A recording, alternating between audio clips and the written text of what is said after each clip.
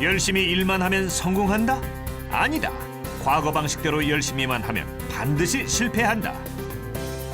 리더들의 리더, 한양인재개발원 리더십 센터장 송영수 교수. 대한리더십 학회장, 한국산업교육학회장을 지낸 기업교육 리더십 전문가이자 인력개발 전문가인 송영수 교수는 23년간 삼성그룹에서 활동하며 삼성그룹의 체계적 리더 양성 모델인 리더십 파이프라인을 개발했다. 이 시대 진정한 리더가 갖추어야 할 덕목은 과연 무엇일까? 한양대 교육공학과 송영수 교수를 만나본다.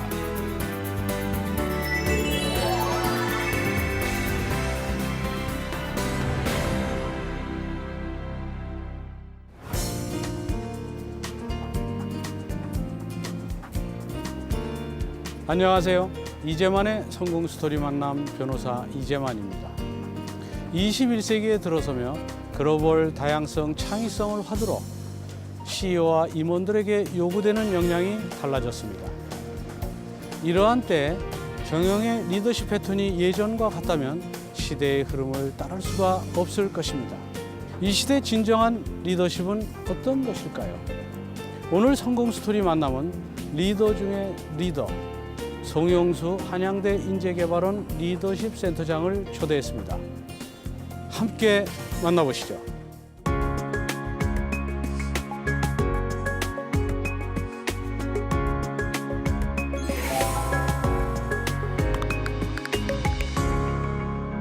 안녕하세요. 네, 안녕하세요. 네, 이곳이 한양대학교 인재개발원 리더십 센터죠. 네, 맞습니다. 어떤 곳인가요, 이것이? 한양인재개발원은 이제 저희가 학교에서 최근에 개원을 했는데요. 네.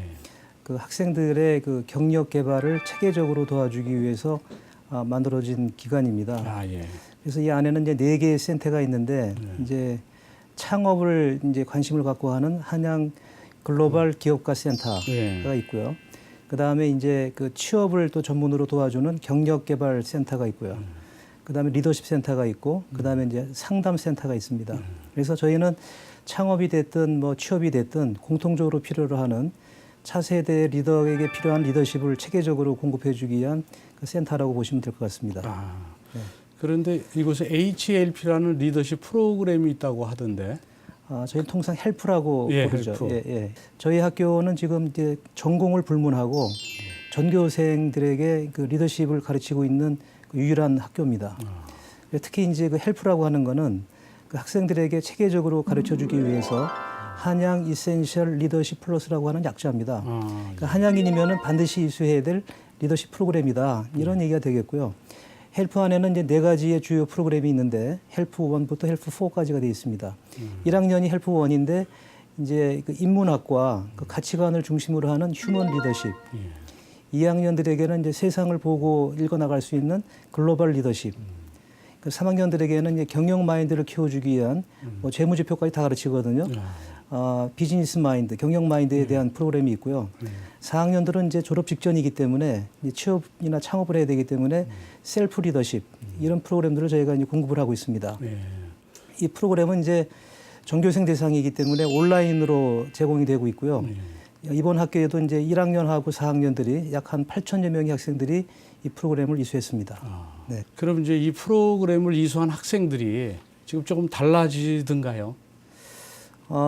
이제 1학년들한테 저희가 프로그램을 공급해 보면 이제 가치관 중심의 휴먼 리더십이라고 아까 말씀을 드렸는데요. 제가 학부형들한테, 학부모님들한테 전화를 가끔 받습니다. 우리 아이가 집에서 컴퓨터를 하길래 게임하는 줄 알았더니 자기 인생 설계를 하고 있더라는 거예요. 그래서 거기 감동받아가지고 고맙다는 전화를 제가 몇 번 받았습니다. 아, 그렇군요. 2학년들한테는 이제 글로벌 리더십을 가르치는데 그 안에 프로그램이 굉장히 좋습니다. 저희들이 이제 뭐 내부적으로 개발한 게 아니라 전 세계적으로 유명한 기업들, 기관들, 전문가들을 이제 자문을 받아서 개발했거든요. 그 최근에 이제 저희들 이번 학기 끝이 나서 이제 소감을 받아봤더니 소감 안에 보면은 뭐 대단한 얘기가 많이 나와요. 뭐 인생이 바뀌었다, 뭐 정말 사회에 기여하는 리더가 되고 싶다, 리더가 되는 방법을 알게 됐다, 이런 얘기들이 많이 나오고 있습니다. 한양대 리더십 헬프는 기업이 원하는 인재와 실제 대학 교육 간의 괴리를 좁혀 맞춤형 인재를 육성하는 체계적인 프로그램이다. 국내 최초로 총장 명의의 리더십 인증서를 발급하고 있는 헬퍼는 대학 리더십 교육을 선도하고 있으며 이를 개발한 송영수 교수의 자부심 또한 대단하다. 회사를 성공적으로 이끌기 위해서거나 또는 개인이 자기 개발을 위해서 리더십에 대한 중요성들을 많이 느끼고 있는데 이 성인들 외에 사회인들 외에 기업이나 사회인 외에 대학생들의 어떤 리더십 프로그램은 좀 서로 다른 또 특징이나 뭐 특장점이 있나요? 리더십의 큰 틀에서 보면 차이가 뭐 별로 없다 볼 수도 있겠습니다만은 예. 학생들에게 저희들이 이제 기대하는 거는 우선 올바른 가치관의 정립입니다. 예. 고등학교 때까지 공부만 하다 올라왔기 때문에 내가 어떤 인생을 살아가야 될지 또 어떤 목적이 중요한지 이런 걸 이제 배워야 되거든요. 예. 가치관에 대한 교육은 빠를수록 좋습니다. 그렇죠. 저희들은 이제 집중적으로 그런 걸 하고 있고요. 두 번째는 이제 도전과 열정입니다. 예. 쉽게 얘기하면 저는 이제 제자들에게 그런 이야기를 많이 합니다. 35세가 되기 전까지는 패자부활전이 가능하다. 그러니까 이 캠퍼스 안에서 할 수 있는 유일한 것이 뭐냐면 결국에는 꿈과 희망의 지도를 마음대로 그려봐라. 그러니까 지금 여기 안에서는 실패해도 좋다. 그래서 실패가 가장 그 관용해 줄 수 있는 실패를 용인해 줄 수 있는 그곳이 바로 캠퍼스가 아니냐. 그런 차원에서 볼 때는 이제 성인 리더십이라든가 기업하고는 좀 다를 수 있죠. 아, 그렇군요. 네. 그러면 그 대학생 프로그램의 리더십의 핵심은 결국은 가치관과 비전을 정립하는 것이 가장 그렇습니다. 핵심 가치겠네요. 그렇습니다. 네. 그러면 비전이나 그 가치를 정립할 때 네. 구체적으로 학생들한테 어떤 비전을 제시하나요? 이제 비전은 뭐 각자가 다 다를 수가 있겠죠. 그러니까 이제 그 일반적으로 제가 강조하는 거는 그 하나의 목표만 가지고 덤벼들지 마라. 예. 그러니까 사회에서는 마치 꼭 1등만 한 곳에 1등만 해야 그 사람이 성공했다고 보는데 그렇지 않다. 양쪽 방향으로 뛰면은 1등은 2명이 나올 수가 있다. 동서남북으로 뛰면 4명이 나오고 360도로 뛰게 되면은 360명의 리더가 나올 수 있는 거다. 그러니까 다양성을 추구하고 얼마든지 하고 싶은 걸 한번 해봐라. 그런 이야기를 많이 하고 있습니다. 송영수 교수는 자신이 잘할 수 있는 일이란 다른 사람을 성공시키는 것이라고 말한다. 학생의 잠재 역량을 자극해 창조성과 도전, 실사구실을 원칙으로 현장에 살아있는 능력으로 바꾸는 것이 자신의 임무라고 생각하는 그는 학생들과 학부모 모두에게 인기 만점인 명교수다. 오랜 세월 동안 네. 그 리더십에 관련된 활동을 하셨는데 네. 그동안 리더십에 관여된 활동 어디서 어떻게 하셨어요? 저는 처음에 제 소망은 어릴 때 꿈이 그 장군이 되는 게 꿈이었어요. 네, 예. 그런데 기업을 들어가게 됐는데 기업에 들어가서는 이제 리더라기보다는 리더를 양성하는 전문가가 됐죠. 아, 그렇군요. 그러면서 이제 그 삼성에 있으면서 이제 23년 동안 주로 이제 리더십을 연구하고 어떤 사람이 리더가 돼야 되는가, 임원의 조건은 무엇인가, 또 잘하는 임원은 왜 이렇게 잘할까, 잘하다가 못하는 임원은 왜 저렇게 한없이 추락을 할까, 그런 부분을 많이 보게 됐죠. 그래서 이제 그러다가 이제 대학에 와서 그 공통 분모들을 전쟁터에서 본 이야기들을 이제 젊은 친구들에게 보급을 해주고 또 큰 꿈을 꾸려 나갈 수 있도록 이제 하는 것이 이제 제 그동안의 활동이었습니다. 아, 그러셨군요. 평생을 리더십과 함께 생활해 오셨는데 그 우리 교수님이 생각하시는 리더십 무엇인가요? 제가 이제 생각하는 거는 리더십에도 1막이 있고 2막이 있다. 저는 그렇게 얘기합니다.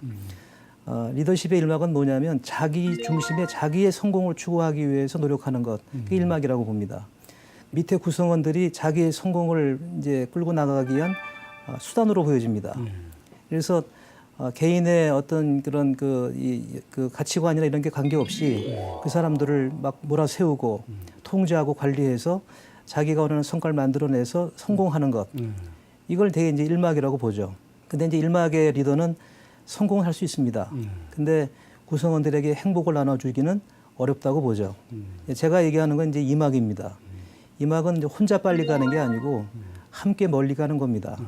따라서 나보다 더 중요한 거는 조직입니다. 팀입니다. 집에 가면 가정입니다. 그래서 옛날에는 나의 성공을 추구했는데 2막에는 우리 구성원들의 성공을 어떻게 하면 도와줄 수 있을까? 저 친구는 어떤 잠재 역량을 갖고 있을까? 꿈이 뭘까? 그걸 위해서 내가 뭐를 헌신해야 될까? 그러니까 1막은 나를 따르라죠. 2막은 비전을 따르면 되는 거예요.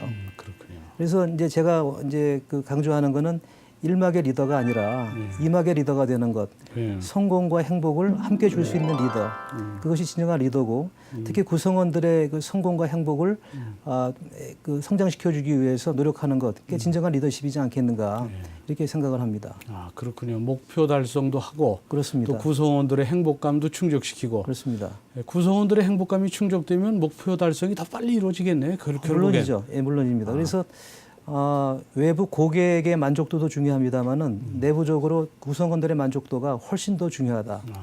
그러니까 구성원들의 만족도가 올라가게 되면 외부 그 서비스나 고객의 만족도는 당연하게 올라갈 수 있다. 이렇게 보는 겁니다.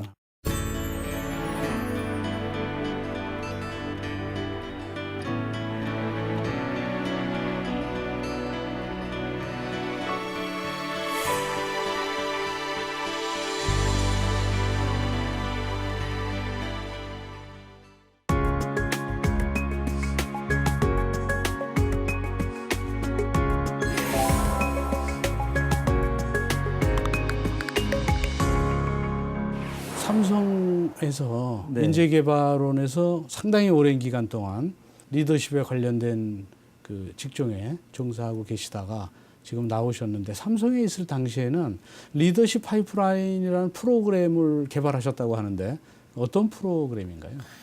저에 대해서 연구를 많이 하셨네요. 지금 이제 우리나라에 있는 대기업들의 그 조직 시스템이 팀제를 많이 합니다. 팀제. 네. 그러니까 한 팀에 들어가게 되면은 보통 뭐 10년, 20년까지 근무하는 경우가 많습니다. 근데 이제 팀장이 돼야 첫 번째 리더가 되는데 대기업 같은 경우는 거의 빠르면 한 15년, 늦으면 삼성 같은 임원이 돼야 팀장이 되는데 한 20년 걸리거든요.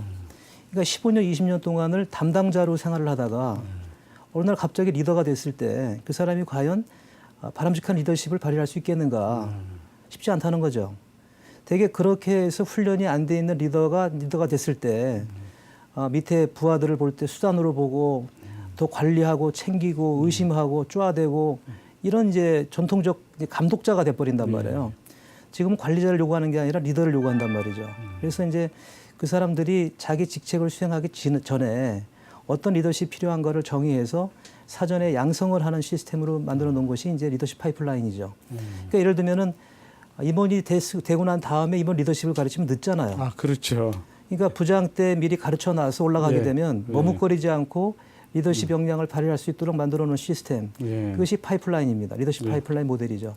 서구에서는 이미 많이 쓰고 있습니다. 아, 그 뭐 그런 연장선상에서 지금 변화의 시대에 과거처럼 과거 방식대로 경영을 하면 반드시 실패한다 이런 아주 말씀도 하셨고 또 책도 출간하셨죠.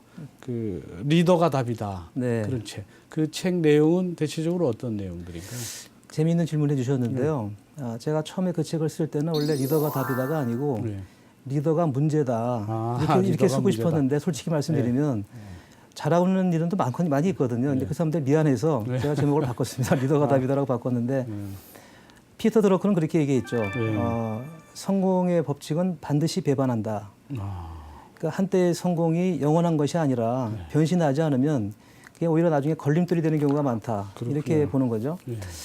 최근에 그 사례들은 얼마든지 들 수 있습니다. 뭐 노키아라든가 휴대폰의 강자 노키아, 또 뭐 그 필름의 강자였던 코닥, 다 이제 사실은 불타는 승강장에 내몰렸죠. 그렇죠. 소니 마찬가지죠. 그러니까 10여 년 전만 해도 엄청난 경쟁력을 구가했던 그 기업들이 왜 그렇게 어려운 환경에 빠지게 됐을까? 브라질 올림픽 월드컵이 굉장히 지금 붐을 만들고 있는데 가장 큰 이슈가 뭐였습니까? 빅3가 무너졌거든요. 특히 스페인 같은 축구는 대단히 유명하지 않습니까? 그렇죠. 세계 1위. 네, 세계 1위 아닙니까? 지난 2010년에 남아공 월드컵에서 1등을 했다고요. 또 FIFA 랭킹 1위입니다. 1위가 이번에 탈락을 했어요. 근데 왜 그랬을까? 기업이 됐든 뭐 축구가 됐든 한 시대에 성공했던 방식, 특히 스페인 같은 경우는 그 짧게 패스하는 그 방법이죠. 그렇죠. 주거니 받거니 해서 상대방으로 하여금 체류 시간을 안 주는 것, 점유율을 높이면 기회가 있지 않겠냐라고 했던 그 방식을 상대방들이 다 연구를 다 해버린 거죠. 그러니까 한 시대를 풍미했던 성공 방정식은 반드시 언젠가는 그게 걸림돌이 될 수밖에 없다. 그래서 이제 그거를 전문 용어로 이제 활동적 타성이라고 그럽니다. 액티브 이너시아라고 그러는데 그 이너시아에 걸리면 타성, 관성에 걸리면 예외가 없다. 이렇게 보는 거죠. 진정한 리더십이 그 어느 때보다 필요한 상시 위기의 시대. 이 시대는 리더십이란 말은 있지만 방법론은 완전히 달라지고 있다. 송 교수는 과거 대기업에서 오랫동안 수행해온 리더십 교육 역량을 산업 현장을 넘어 학교 등 다양한 교육 현장에서 성공적으로 적용하고 있다. 그렇다면 리더가 갖춰야 될 조건이랄까 아니면 차세대 리더는 어떤 리더가 차세대 리더가 되나요? 그 질문 제가 많이 기다렸던 질문이고요. 아, 그러세요? 저는 그걸 크게 네 가지로 본 겁니다. 네. 리더가 답이다라는 책에서 첫 번째는 방향과 원칙의 리더가 돼야 된다. 네. 방향과 원칙. 네. 그래서 자기 밑에 한 명 이상의 조직 구성원이 있으면 방향을 제시할 수 있어야 된다. 네. 또 원칙이 있어야 된다. 구체적인 내용으로 보면 아까 말씀 나눴던 비전이 있어야 되고 미션이 분명해야 되고 핵심 가치를 코어 밸류를 정해야 된다. 이거죠. 저는 두 번째 강조하는 게 이제 그 진정성을 갖춘 리더가 돼야 된다. 영어로 얘기하면 이제 first in, last out이죠. 처음에 먼저 들어가야 되고 맨 마지막에 나올 줄 알아야 된다. 바꿔서 얘기하면 리더의 솔선수범입니다. 그러니까 솔선수범은 바꾸로 얘기하면 이제 리더 스스로가 사례가 돼야 된다. 이런 거죠. 세 번째는 구성원들과의 관계인데 소통하고 이제 사람을 키우는 코칭을 하라고 그러는데 막상 현장에 가보면 그렇게 안 하죠. 티칭을 하죠. 예, 소통하지 않고 코통치고 있다고 말해요. 그죠? 사람을 키우는 코칭하라고 그러는데 티칭하고 있단 말이에요. 그러니까 옛날 방식을 가지고 그냥 하고 있는 거예요, 지금. 아, 그렇군요. 그러니까 제가 이제 많은 리더들에게 물어보는 게 뭐냐면 당신이 지금 하고 있는 리더십의 이론이 누구 거냐. 그럼 누구한테 보고 배운 거냐고 물어보면 선배가 하는 거 보고 배운 거예요. 그 선배는 또 누구한테 배웠을까요? 선배라는 거죠. 이렇게 올라가면 100년 전 모델이에요. 100년 전. 그렇네요. 100년 전에 테일러가 얘기했던 관리의 방식입니다. 그죠? 과학적 관리의 방식이거든요. 그때 관리라는 거는 사람을 뭘로 봤어요? 관리의 대상으로 본 거죠. 인격의 대상이 아닌 거죠. 그래서 사람의 마음을 읽어낼 수 있는 소통의 동요는 경청입니다. 경청. 또 코칭의 동요는 티칭이 아니고 질문이에요. 자꾸 물어보는 질문을 통해서 사람을 키우는 거죠. 그래서 그 소통과 코칭을 잘하게 되면 조직이 창의적인 조직으로 바뀌게 되죠. 아, 그렇죠. 호기심이 창의성을 키우죠. 다양성이거든요. 다양성. 여기 지금 제 책장이 있는데요. 제가 원래는 이 책장을 주제별로 되게 분류하지 않습니까? 그렇죠. 뭐 리더십, 예, 창의력 주제별로 분류를 하는데 저는 이거를 색깔별로 분류했거든요. 네? 그렇군요. 왜 그랬을까요? 예. 주제별로 분류하게 되면은 보는 것만 봅니다. 아, 예. 그죠? 예. 조직에서도 일 잘하는 사람에게만 일을 시킨단 말이에요. 예, 예. 근데 이걸 이제 흐트러 놨더니 색깔별로 분류해 놓으니까 어떻게 되냐면 뭐 하나 보려면 다 봐야 돼요. 어디 있는지 모르기 때문에. 예, 예. 그래서 숨어 있는 진주를 뽑아내 보자. 그렇게 하고 있는 거죠. 좋은 방법이네요.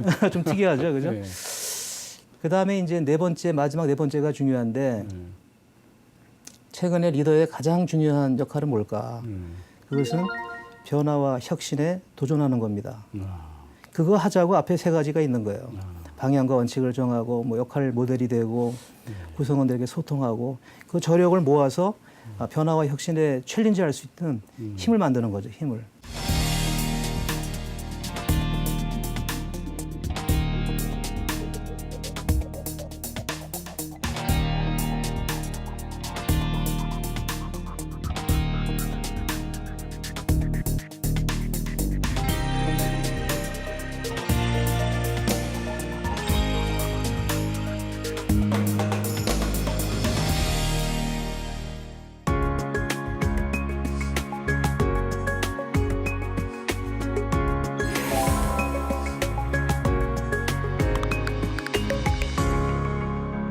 교수님은 이제 현장에서 인재 교육에 대해서 도맡아오고 계시는데 지금 교육 방식이 많이 바뀌었죠.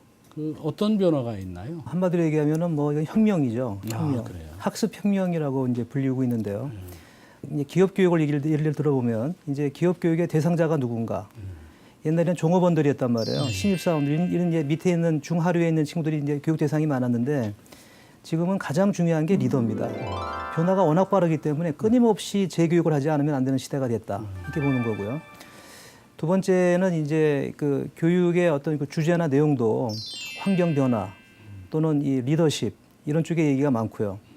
세 번째는 이제 교육하는 방식이거든요. 그러니까 러닝 테크놀로지에 대한 이야기인데 옛날에는 뭐 선생님에 의해서 학습하는 경우가 대부분이지 않습니까? 그렇죠. 지금은 그거는 100이라고 하면 그건 10밖에 안 된다는 거죠. 20은 이제 그러니까 10은 학교나 연수센터에 들어가서 배우는 거고 20은 자기 상사한테 배우는 겁니다. 경험. 그게 이제 멘토링이고 이제 코칭을 받는 거죠. 근데 나머지 70%는 뭐냐면 인터넷이라든지 스마트폰이라든지 굉장히 그 테크놀로지를 다루는 디바이스를 통해서 배우는 거거든요. 키워드가 옛날에는 트레이닝이었어요. 트레이닝. 강하게 시키고 받는 거였죠. 지금은 이제 러닝. 러닝에서 이제 퍼포먼스.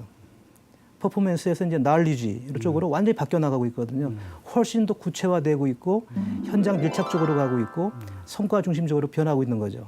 그렇군요. 그런 시대로 바뀌었습니다. 그러면 지금 이제 성장할 때는 환경 변화에 대응하면서 서서히 성장하는데 사실 요새 쓰러지는 기업은 수직 낙하한다고 하지 않아요?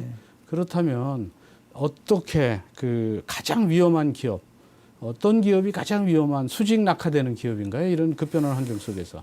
뭐 여러 가지가 있겠습니다만은 가장 쉬운 예는 그 한 번도 실패해 보지 않은 조직이에요. 개인도 마찬가지겠네요. 그렇습니다. 그러니까 개인도 마찬가지인데 계속 성공만 해오다가 한번 좌절을 느끼면 일어나질 못하는 거예요. 그러니까 기업이 이렇게 성장을 하다 위기가 오면 서서히 떨어질 줄 알았는데 떨어질 때는 이게 날개가 없거든요. 수직 강화를 해버리게 되거든요. 이때 이제 회복 탄력성이 중요한데 이게 없는 거죠. 그걸로 끝나버리는 경우가 많죠.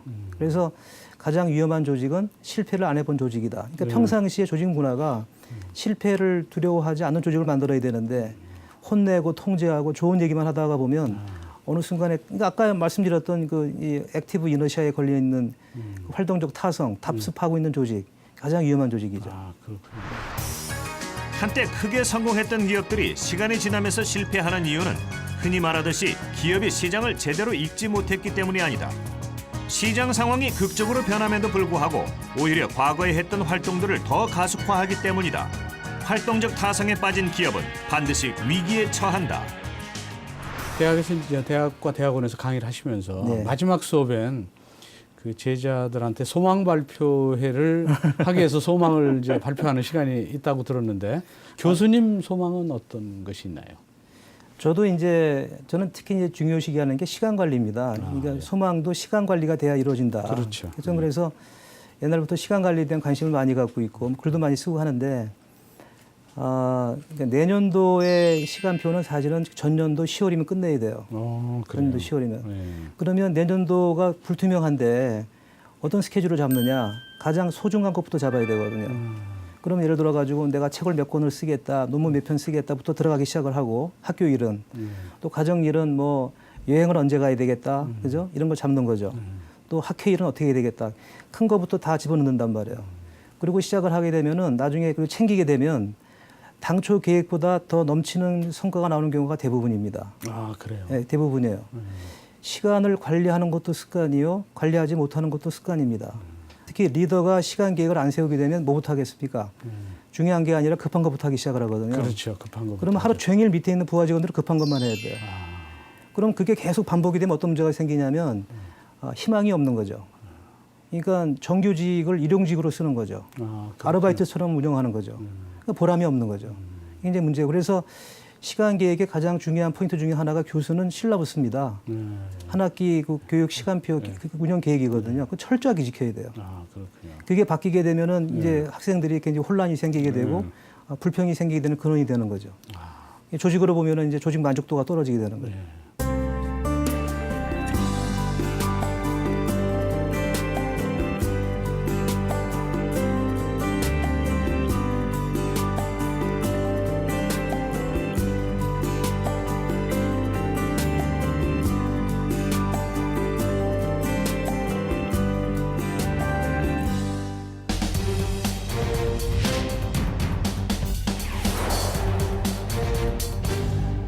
그 인생을 바꾼 책이랄까 아니면 시청자들에게 추천해주고 싶은 책이 있으면 한번 소개해 주시죠. 그 리더십의 본질을 깨우치고 싶은 분이라면, 리더십을 바꾸고 싶던 분이라면 몇 가지 책을 권유해드리고 싶습니다.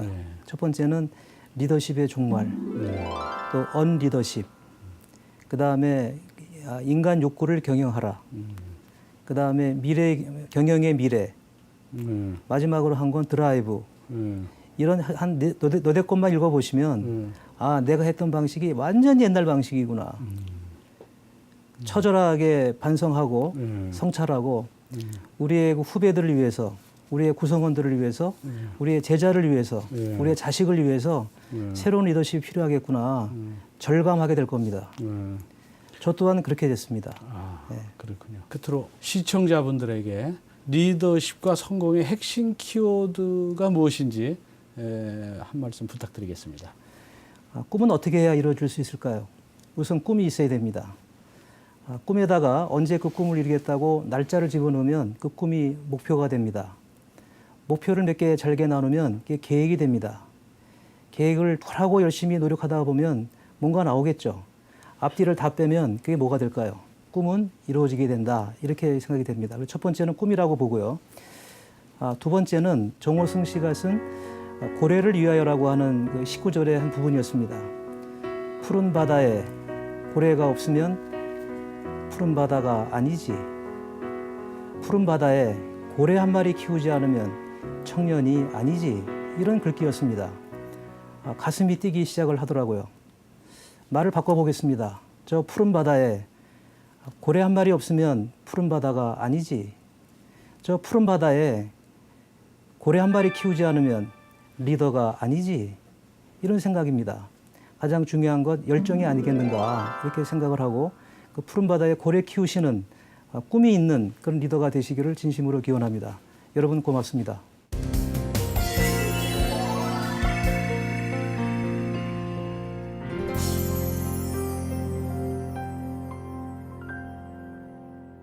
오늘 성공 스토리 만남은 리더들의 리더, 리더십 연구와 실행의 세계적 권위자인 한양대 리더십센터 송영수 교수님과 함께했습니다.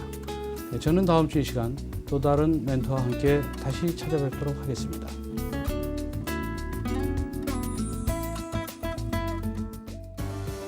글로벌 시대, 정확한 판단력, 열정과 실천력으로 한국적인 리더십 모델을 만들어가는 송영수 교수. 그는 젊은이들의 창조성과 도전 정신을 자극해 인재의 역량을 극대화시켜내는 리더들의 진정한 스승입니다.